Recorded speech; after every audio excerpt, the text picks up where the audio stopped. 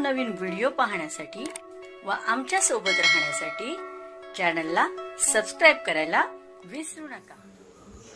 तर बघा, राज्य सरकारी कर्मचाऱ्यांसाठी काय महत्त्वाची बातमी आहे। राज्य सरकारी कर्मचारी पेन्शनधारकांना माहे ऑगस्ट पेड इन सप्टेंबर वेतन तसेच पेन्शन देयकासोबत मोठे आर्थिक लाभ मिळणार आहे।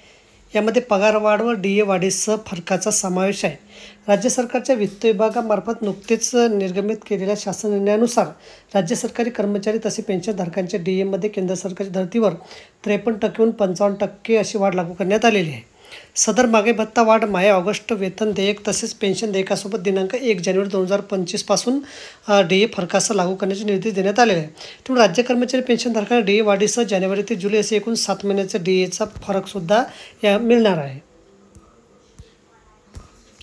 दरवर्षी राज्य कर्मचाऱ्यांना माहे जुलै महिन्यात वार्षिक वेतनवाढ लागू केली जाते, परंतु वेतनवाढीचे आदेश तयार होईपर्यंत माहे ऑगस्ट महिना लागून जातो।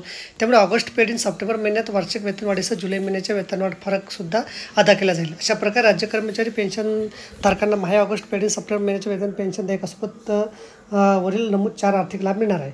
तर बघा, अशा प्रकारे अत्यंत महत्त्वाची माहिती आपल्याला समजली असेल। व्हिडिओसुद्धा आवडला असेल तर लाईक करा आणि शेअर करायला विसरू नका। धन्यवाद।